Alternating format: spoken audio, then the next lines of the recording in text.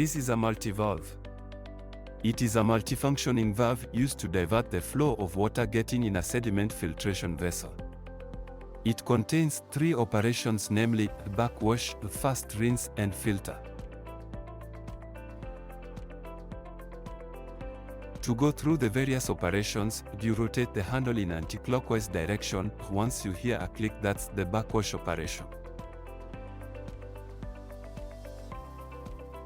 You let it run for a few minutes. Once done, you then turn it clockwise until you hear a click to the fast rinse operation, and let it run for a few minutes before turning back to the third operation, which is filter, and the machine starts running again.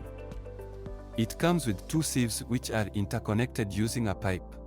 To disconnect a faulty ion exchange multi-valve, you first switch off the machine to prevent any damage. Disconnect all the connectors and the pipes connected to it, and carefully unscrew the multi-valve from the fiber-reinforced plastic vessel. Once done, unwrap the new one and gently screw it back to the plastic vessel and tightly restore all the connections back as demonstrated on the video.